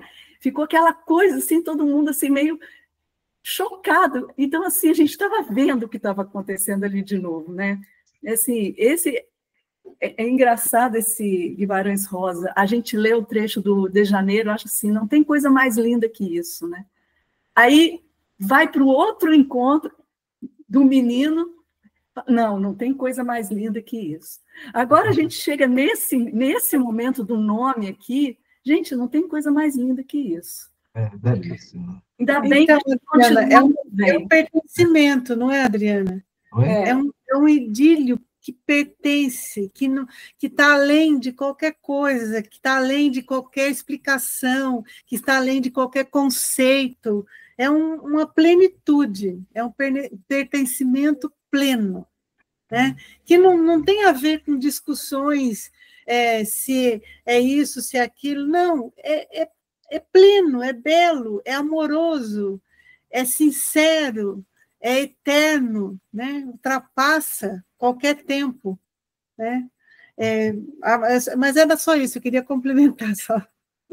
Perdão. Sim, você levantou a mão, foi para complementar. Né? Tá certo. Regina Pereira. Não, é só ainda nessa questão do medo aí, que ficou reverberando assim, é uma coisa bem rápida, mas ficou reverberando um trecho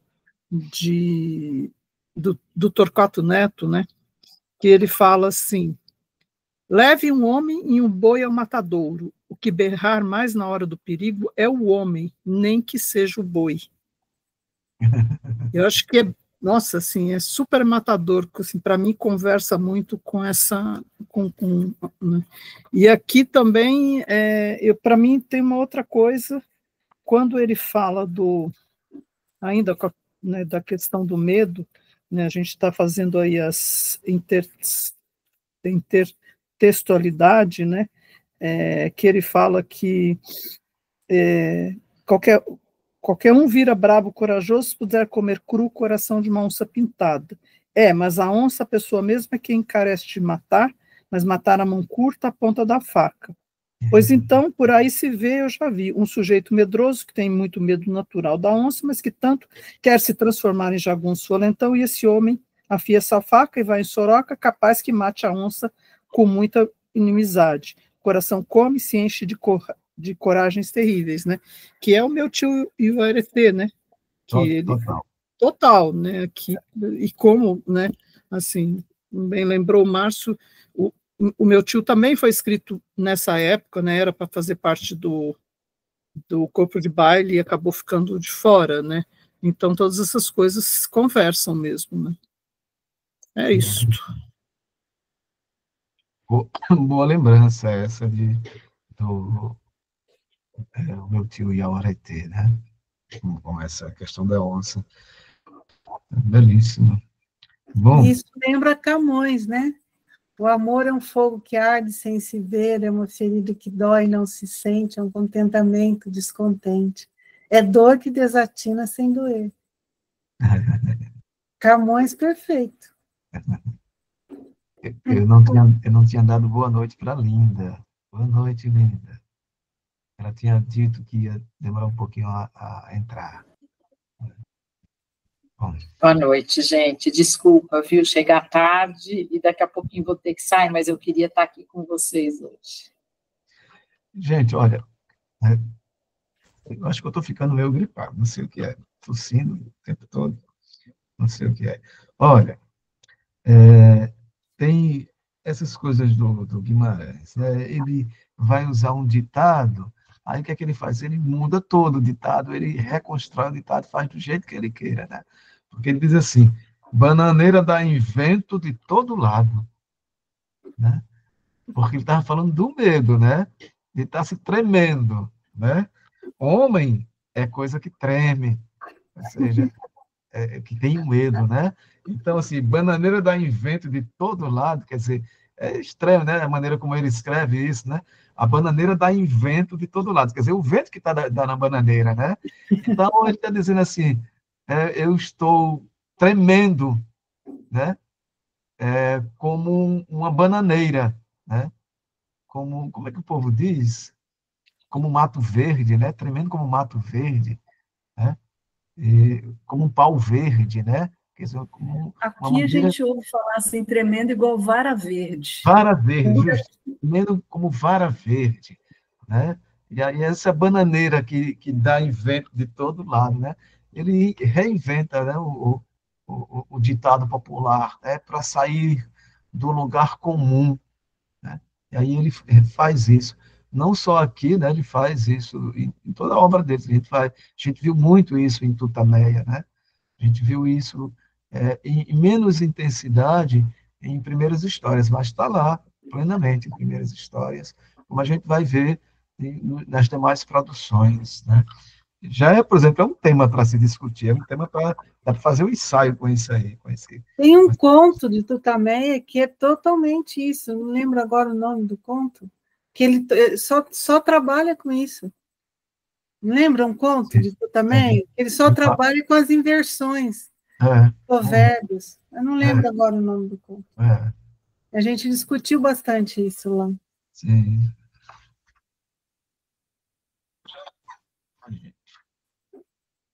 É que eu vou gripar. Está em aberto, está em aberto. Sim, aí eu dei essa pausa na 117, porque a partir daí tem uma espécie de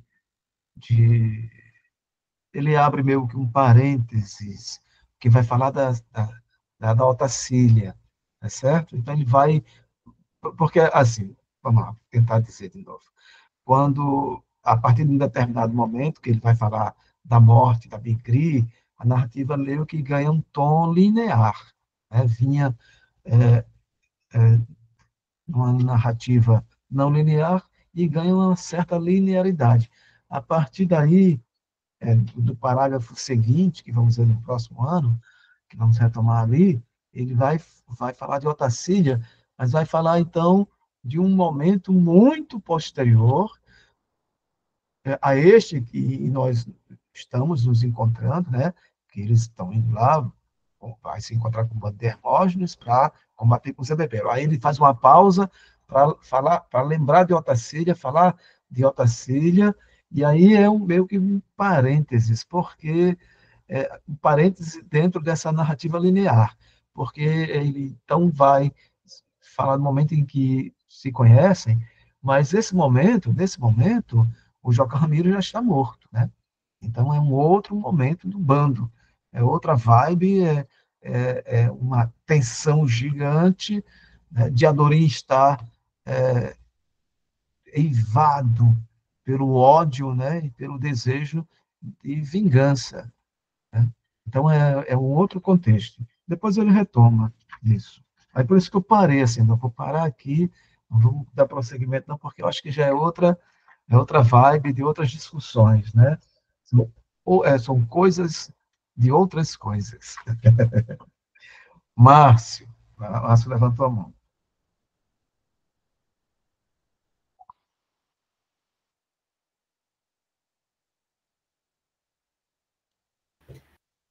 Márcio, você está sem som, com o microfone fechado.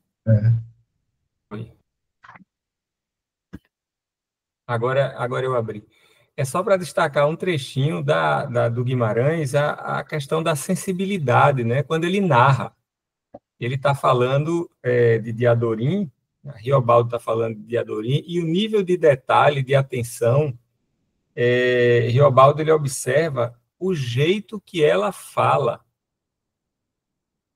Aí ele diz assim, ela falava aquilo, né, quando vai revelar o nome, ela falava aquilo sem rompante e sem entornos, mas antes com pressa. Quem sabe se com tico de pesar e vergonhosa suspensão.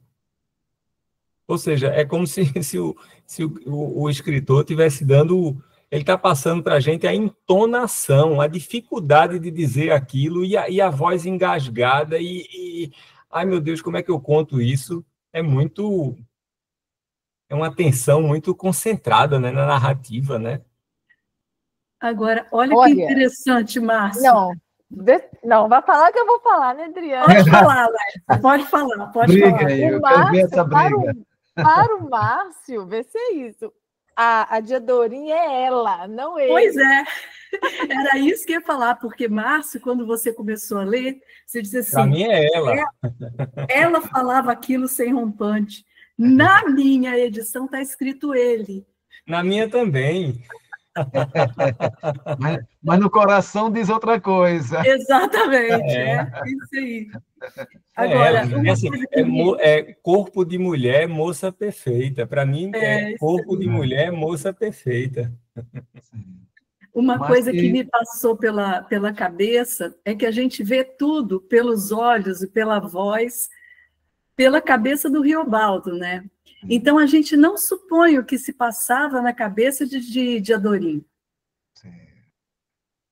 Né? Tanto é que até a maneira dela falar, porque eu também chamo de ela, você sabe, né, Márcia?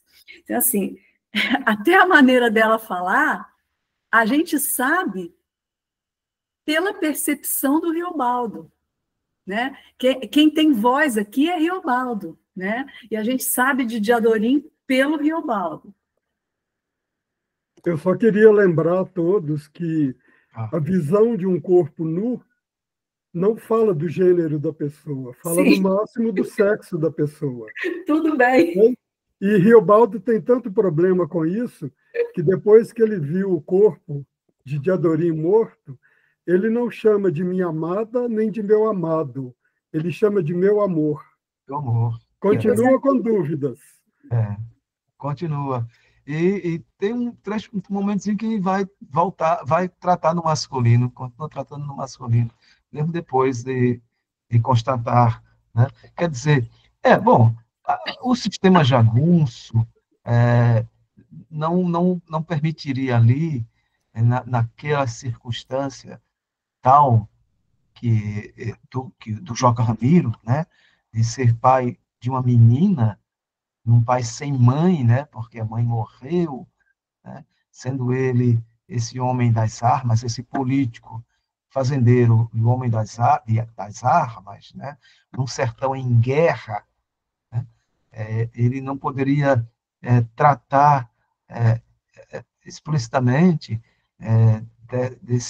dessa pessoa como menina, tinha que encobrir como menino, tinha que tratar como menino, tinha que educar aquele corpo para ser um corpo guerreiro, né, que só poderia se revelar mulher depois de morto. Né? E mesmo assim, esse entendimento é o entendimento de que o Reinaldo, né, de Adorim viveu a vida dentro das condições que lhe eram dadas, e viveu na condição masculina, vivenciando sempre uma masculinidade, mesmo que num corpo com vagina, né? Um corpo que menstruava, né? Que tinha que de quando em quando desaparecer, né? Passar uns dias desaparecido por conta da menstruação, por conta da irritabilidade dos ciclos menstruais, etc., né? Mas que era um corpo que experimentava uma masculinidade muito intensa, uma masculinidade que poucos enfrentavam. A gente vai ver um pouco mais à frente, nós vamos ver que um sujeito lá começa a alfinetar, vamos dizer assim, espetar com faca curta o Reinaldo, e vai despertar uma ira gigantesca. A gente vai ver isso lá na frente. Mas esse corpo é um corpo com vagina, mas é um corpo que vive uma experiência da masculinidade. E é isso que a gente chama de transgeneridade. Está nesse território, ou nesses dois territórios, o território da feminilidade e o território da masculinidade, transitando de um hora para o outro, né? Então, E é bem interessante pensar dessa forma, né? A de Adorim ou de Adorim. É muito interessante. Me parece aqui, nesse trecho, que quase que de Adorim quer dizer a Riobaldo, quer dizer tudo. Mas não fala, porque tem esse momento que diz assim: Riobaldo, pois tem um particular que eu careço de contar a você, e que esconder mais eu não posso. Escuta, eu não me chamo Reinaldo de verdade. Esse nome é apelativo, inventado por necessidade minha. Carece de você não me perguntar por quê. Tenho meus fados. A vida da gente faz 7 voltas, se diz. A vida nem é da gente. Né? Então, assim, o Riobaldo conta para nós o que ele ouve, né? Mas o que passava ali na cabeça de Adorim? Né?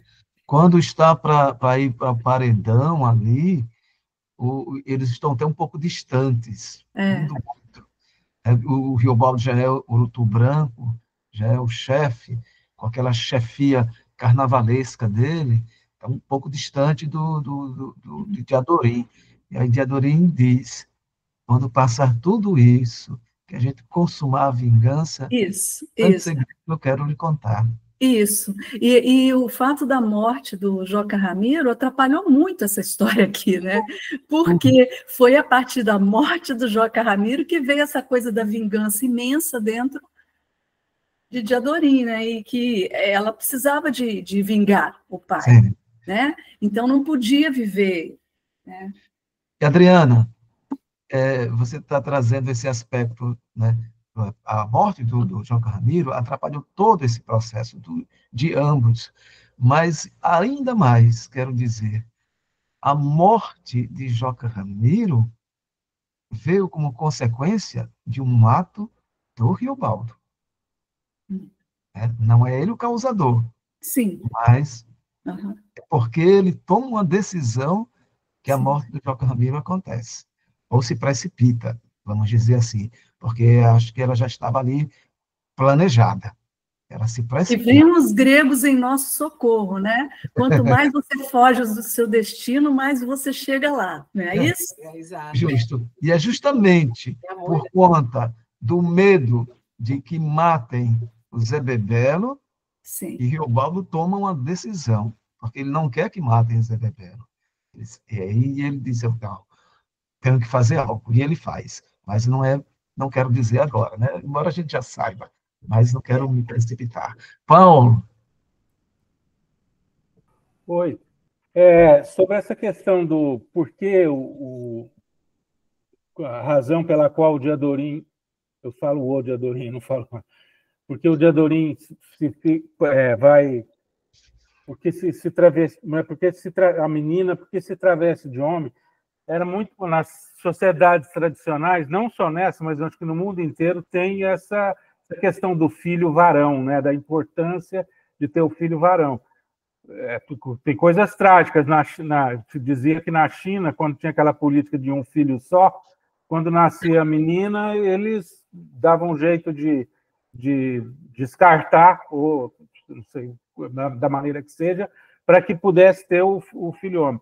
Mas ele fala, inclusive, no Grande Sertão, ele cita o caso de um rapazinho que foi desfeitado, aí matou o homem que o desfeitou e correu para casa. E quando chegou em casa, o pai falou para ele: isso é sua maioridade. Na velhice eu já tenho quem me defenda. Quem me defenda.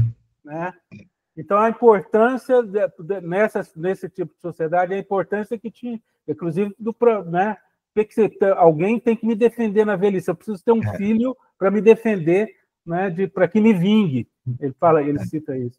Então, é isso que, né, deve ter movido o pai do Diadorim para que fizesse a importância de ter aquele. Já que a mãe tinha morrido, não teria outro filho, então teria que ser aquele. Né? Teria que ser, aquele deveria ser o homem. Mas será que a menina, qualquer uma delas, aceitaria a vida inteira viver como homem, se sentindo menina? Não é? E aqui eu queria lembrar também, Adriana, que quando a gente se relaciona com pessoas trans, no dia a dia, né, eu como médico, eu tenho pacientes que são trans, É fundamental para eles revelarem que eles são trans, não a sexualidade, mas revelar exatamente quem eles são, porque isso é que dá a base de uma relação saudável, né? Se ficar escondendo, então o fato que eu entendo que Diadorim queria revelar que ele era trans, não necessariamente que ele seria mulher ou coisa assim. Sim, sim. Carlos, é difícil saber o que queria revelar, porque, na verdade, a gente não ouve a voz dela ou dele. Né? A gente Sim, não não ouve. ouvimos. O Né? que nós sabemos de Diadorim é o comportamento masculino dele o tempo todo. Agora, o que eu queria só falar é o seguinte, eu não sei, já que a gente está nas intertextualidades aqui, não sei se vocês conhecem, tem um livro interessante de uma afegã que se travestiu também, por causa da guerra e porque o irmão morreu, chama O Segredo do Meu Turbante. Vocês conhecem esse livro? É muito interessante. O Segredo do Meu Turbante. É maravilhoso, eu conheço, é maravilhoso. Pois é. E ela, né, era mulher, assim, no corpo de mulher, mas se viu obrigada a assumir a identidade do irmão falecido, porque senão a família não tinha como sustentar, porque ali não tinha pai, não tinha os irmãos mais, ela tinha a mãe ali, né? Então, é uma história autobiográfica, né? É bem interessante. Essa questão o que o Carlos levanta, né? Eu só tenho um certo, uma questão particular, um certo cuidado de não ter uma análise anacrônica, entendeu? Porque essa questão é impossível, é inimaginável, naquela sociedade, naquela época, você pensar que a pessoa poderia revelar a sexualidade. Não, é impossível. Então, isso hoje já é extremamente difícil, quer dizer, a gente sabe, mas já tem alguma abertura, quer dizer, a sociedade se abriu para uma aceitação com relação a isso. Agora, não podemos transpor isso para aquela época, para o começo do século XX, numa sociedade jagunça, no interior da Bahia, de Minas Gerais e da Bahia. É impensável isso. Paulo, talvez isso reforce esse vanguardismo do Guimarães Rosa, né? Que ele é vanguarda em vários aspectos do romance, inclusive nesse, eu considero assim. O que nós temos aí são dois conflitos, ou são conflitos de duas ordens, viu, Paulo? Um conflito é o conflito do Riobaldo, que é um conflito da sexualidade dele, tá? E o outro conflito, que é o oculto, é da expressão de gênero de Diadorim, tá? A expressão de gênero que permanece oculta, quer dizer, que não se revela totalmente, né? Que não se diz totalmente, né? A masculinidade de Diadorim é explícita, mas é também uma masculinidade diferente, é uma masculinidade que levanta uma certa suspeição, né? Essa suspeição, essa coisa que é a questão do conflito de gênero vivenciado por Diadorim. O conflito de Riobaldo é o conflito da sexualidade. Então, ele está trazendo duas temáticas aí. Mas, assim, eu vejo a tragédia do Riobaldo é justamente essa, que ele só no final, depois de Diadorim morto, é que se revela a sexualidade. Quer dizer, ele vive o conflito a vida toda dele. Ele tem aquele amor e tal, e tem a questão do sexo, que não se... E a tragédia... Porque se fosse...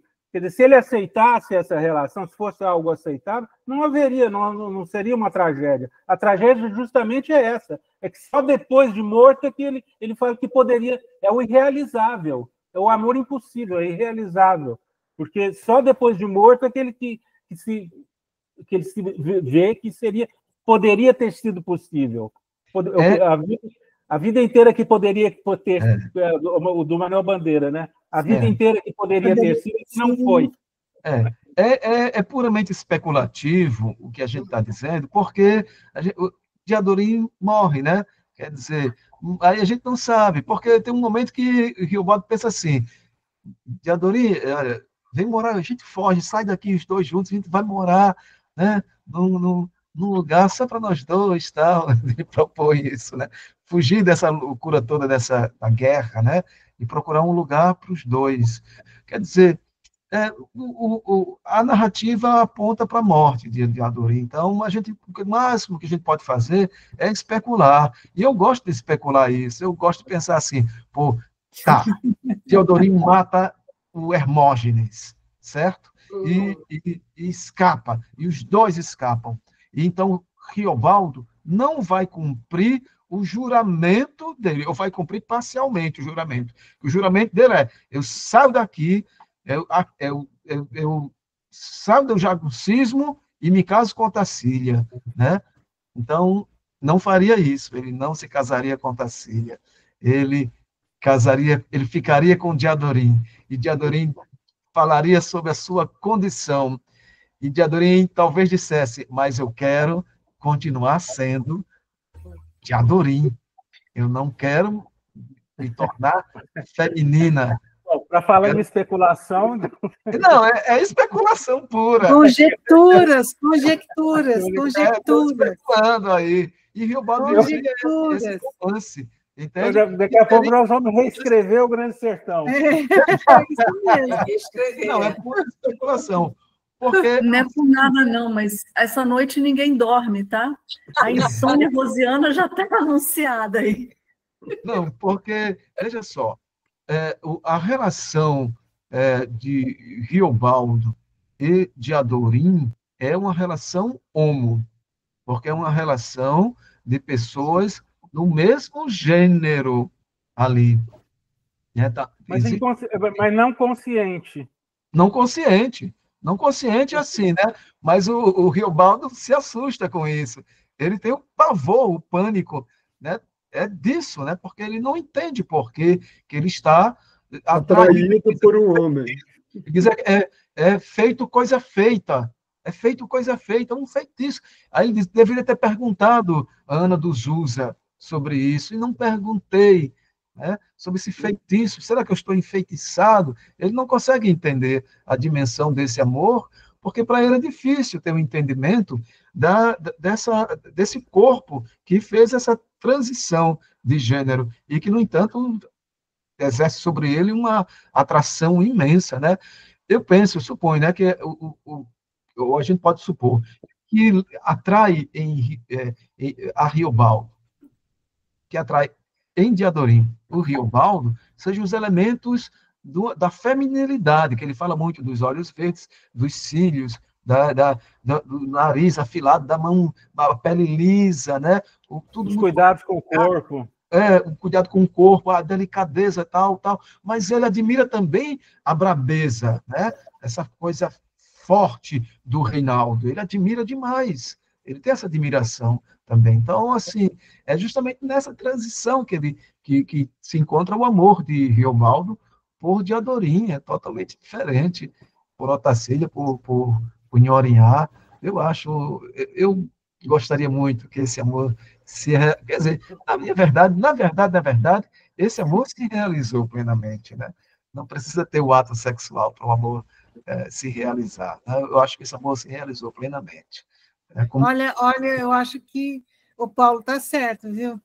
Eles vão acabar fazendo outro Grande Sertão, né? Com outras ideias, viu? O Paulo está perfeitamente certo, viu? Eu quero meter minha colher nessa comida toda, né? Todo mundo quer meter a colher. Cristina. Cris. Falando em especulação, tem um trecho mais à frente que o Riobaldo, lembrando de Nhorinhá, pensa na relação que ele tem com a Tarsília e pensa o que seria com Diadorim se tudo não tivesse sido como foi, né? É um trecho que ele diz assim: possível o que é, possível o que foi. Depois na frente ele diz: possível o que não foi. Lembram desse trecho? É um pouquinho à frente aí. Mais à frente. E ele diz assim também, né? Quer dizer, um Diadorim só para mim. Né? Então, quer dizer, é um Diadorim imaginário, é um Diadorim que é o Diadorim dele, né? Um Diadorim dele. Então, Olha, é um acho que a Diadorim Silvia ficcional pode também. explicar melhor isso aí, olha. Quem? A Silvia pode explicar melhor isso, ó. É um Diadorim platônico. É sim. É extremamente platônico, não é, Silvia? É platônico, essa é a realização. É platônico, mas ele está no campo. Diadorim está no campo não das ideias. O Diadorim, ele é, como eu diria, Corpo, ele tem ele é corpo, né? desejo. Então tá no plano da imanência, como diz Deleuze, está no plano da imanência. Mas o amor é platônico, Sandro, o amor é platônico. Não necessariamente, né? Não necessariamente. É a maneira platônica de se relacionar com o amor. Mas o amor não é necessariamente platônico. Por exemplo, o amor, ele é mais uma sensação do que um sentimento, entende? Então, o amor é também do campo do sensório. Portanto, não pode ser somente do campo das ideias. O amor é muito sensório, muito, muito sensório. Então, o amor está nesse campo da imanência, como diz o Deleuze, é da imanência. É na imanência que surge o amor, é na imanência que se vivencia a experiência do amor, né? Bom, platônico ou não, mas lembrem que Reobaldo se excita e se masturba pensando em Diadorim. Depois, portanto, não ele nega, ele levanta e vai se lavar, né? Que ele tem exatamente nojo daquilo, né? Não é plenamente, masturba. não é uma idealização desse corpo, né? É um desejo real. Ele diz que sente o cheiro. Quando o Diadorim está deitado ali, ele que sai para ir em algum lugar, ele corre e se deita para sentir o calorzinho ali daquela cama improvisada de Diadorim, para sentir o cheiro. Ele não aguenta, ele fica assim. Então, é um amor impossível. É impossível para ele. É impossível para ele. Não consegue realizar plenamente, mas ele amou, de fato, com muita intensidade. Regina Pereira. Não sei, eu tô mais com o Paulo também, se a gente voltar mais para o texto mesmo, e aí é impossível não ir lá no fim, quando ele vai procurar né, os rastros de Diadorim, quando ele vai lá no Peixe Cru, que ele fala, procurar um velho ou velha que dela sabiam quando tinha sido menina. E aí depois ele fala o que está na certidão, né, e aí ele fala que, né, Maria Deodorina, da Febre Curmarins, que nasceu para o dever de guerrear e nunca ter medo, e mais, para muito amar sem gozo de amor. Ou seja, ela foi assim, eu acho que aqui, se a gente ficar no texto, né, sem todas essas fugidas, né, que se deu e que são válidas, e que a obra do Guimarães Rosa ela vai se atualizando, é uma coisa meio inesgotável, mas se a gente voltar para o texto, né, eu acho que aqui, assim, ela foi, Diadorim foi forjada, ela nasceu para o dever de guerrear, quer dizer, aqui acho que ele, né, aqui o Guimarães Rosa, através do Reobaldo, entrega muito, né, eu acho que aí a gente volta mais para o texto, e aí essas interpretações cabem, mas assim, para mim eu fico mais aqui com o texto, né? Mas isso. O texto, Regina, também esse mesmo texto, ele se abre para 1000 interpretações, porque veja só, o que é ser homem e o que é ser mulher, o que é ser menino, o que é ser menina, varia. Sim, mas eu acho que é aquilo que o Paulo falou.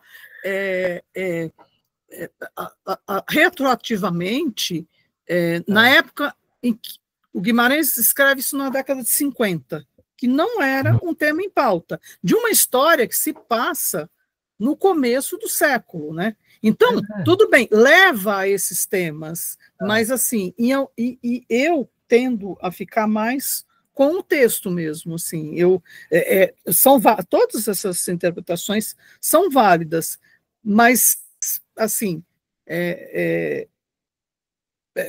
né, para mim, assim, plenamente com você.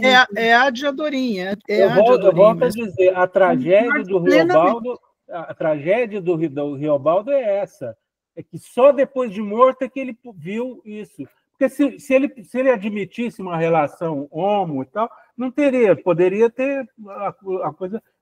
Seria uma tristeza porque morreu. O amor dele morreu ali, mas enfim. Agora, o trágico é você, depois de morto, você vê que a vida poderia ter sido e que não foi. Isso é que é a grande tragédia. Então, entendeu? Eu acho que aí sim, não dá para conciliar, né? E também a preocupação disso. Hoje uma época é outra coisa. E o olhar de hoje não é aquele olhar, concordo plenamente com você. Sim, não, muito provavelmente o Guimarães não construiu essa personagem nessa perspectiva, evidentemente. Mas acontece que nós, leitores, né, um livro, um texto, uma vez escrito e lançado ao mundo, né, aí não pertence mais ao seu autor, né? Sinto muito, Guimarães, né? Então, assim, pertence a todos nós que vamos lê-lo, relê-lo de maneira ativa, né? De maneira ativa. Então, a gente hoje tem a sociedade, a medicina avançou muito nesse campo, e nos ajuda muito. A medicina ajudou muito. Porque, primeiro, a medicina atrapalhou bastante, mas depois a medicina ajudou bastante, ajudou muito a termos um entendimento mais claro, e embora ainda não totalmente consolidado, a respeito da performance de gênero, né? Então, o gênero é performático. Então, é a performance de gênero. Aí temos que entender esse aspecto dessa performance de gênero, que todos nós performamos, né? Diadorim performa, mas Riobaldo também performa. Todos nós performamos no gênero que, vamos dizer assim, elegemos, ou que aqui foi atribuído a gente. Então, assim, resolve ou não resolve a lápide, ou o batistério, ou o que o Riobaldo diz a respeito, né? Eu acho que nada resolve nada, entende? Nada resolve nada. E Diadorim pode ser vista como mulher? Evidentemente que pode. E eu concordo com essa perspectiva. Mas que pode ser vista também como uma experiência trans, né? É muito forte também esses indícios dessa experiência trans. Então, a sociedade mudou, o olhar sobre as coisas muda também, sobre um objeto de arte, né? Tudo muda. Mas... Só complementando essa questão, que tem uma... Eu sempre falo, né? O Ziraldo Calado era um poeta. Concordo. Ele falava que... E aí ele falava uma bobagem, assim, dizendo assim, não, porque o Guimarães Rosa não teve culhão para manter Diadorim homem e para consumar, né? Não teve culhão. Assim, ele usa... É muito engraçado uma entrevista que ele dá e ele fica falando, Guimarães Rosa é mineiro, fica em cima do muro, é conservador, porque não... Assim, é muito fácil falar na perspectiva de hoje. Agora, quero ver, vai lá, se bota na década de 50, quando o cara está lançando um livro, sabe? Para mim não tem nada de conservador. Então, mas exatamente, é uma leitura super equivocada, né? Ziraldo, quando ia falar de educação, sai de perto, porque só tinha Calado. O traço dele era maravilhoso, mas fora que ele abria a boca, tinha que desligar os microfones. Com certeza. Mas... Essa coisa das subjetividades, né? Da leitura e das subjetividades. Eu sempre li o Grande Sertão imaginando um Joca Ramiro que talvez tivesse o desejo de ter um filho homem e desejou esse filho homem e Diadorim, ela tem dificuldade de viver o seu próprio desejo. Então, ela fica meio que aprisionada no desejo do outro, no desejo do grande outro. E aí ela vive, talvez, um conflito e uma intenção de viver o seu próprio desejo. Mas ela estava seguindo o desejo do pai. A minha chave sempre foi essa, entendeu? O desejo é inconsciente, né? E o desejo é o desejo do outro. Então, ela viveu o desejo lá do pai. A gente, quando cresce, a gente precisa se libertar desse desejo narcísico dos pais, né? O que os pais projetam na gente, não sei o quê, e viver as nossas próprias questões, né? Eu sempre vi de Adorim por esse ângulo, entendeu? Só, Regina, você falou no batistério lá de Adorim, né? Ontem eu estive lá na matriz de Itacambira e tirei uma foto da pia batismal. Esse eu quero ver. Essa eu quero. Onde tem tantos mortos enterrados. E você sabe por que ele descreveu isso, né? Onde tem tantos mortos enterrados? Porque no chão, a pessoa que estava lá me mostrou. Tem centenas de esqueletos debaixo do piso da igreja, da matriz. Está lá, eu vi, fotografei também os esqueletos. Queremos ver isto. Por isso que ele fala, a matriz de Itacambira, onde há tantos mortos enterrados, está no texto. E é verdade, está lá. Ele não se sabe quando foi isso, mas enterraram centenas de pessoas lá, está lá. E tem a pia batismal lá, onde o Adorim foi batizada, está lá. Depois eu mostro. No filme, Regina, que a gente viu na Semana Rosiana, ele mostra isso também. Gerais da Pedra. Gerais da Pedra. Gerais da Pedra. Ele mostra exatamente esses mortos enterrados.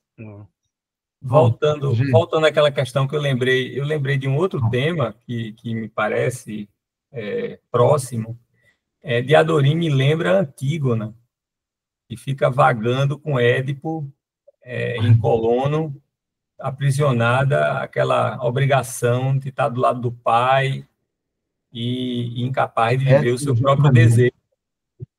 Eu sempre vejo de Adorim, eu lembro de Antígona, e depois Antígona se ferra, né, que ela volta para Tebas e vai, por conta do conflito entre os irmãos, né, ela vai terminar enterrando o irmão, que Creonte disse que não podia enterrar, e termina morrendo, né? Parece que estava vivendo sempre o desejo do outro, né? Proíbe o sepultamento, né? É muito interessante. E tem uma parte do texto que ela diz: eu estou morrendo aqui sem maternidade, sem conhecer a parte da vida, sem ter filhos. Ela lamenta de não ter realizado o desejo dela. A donzela guerreira, né? Donzela guerreira. Tem uma aproximação, sim. Gente, já são 10h06, né? Temos um tempo, né? Vamos bater aquela foto. Estou cansado. No ano que vem, você já marcou a data quando começa? Não marquei não, viu? Eu vou ver aqui. Mas é fevereiro ou não? É fevereiro. Carnaval é em março, então a gente começa em fevereiro. Tá bom. Gente, eu adorei esse cartaz eu adoro todos, né? Esse desenho aqui do Poti, o dedo de Adorim. Deixa eu ver. Deu certo, Silvia? Está sem som. Né? Desculpa, eu falei sorriam para a de Adorim. Sorriam para... De novo, eu vou tirar outra. Tá. Sorriam para o de Adorim.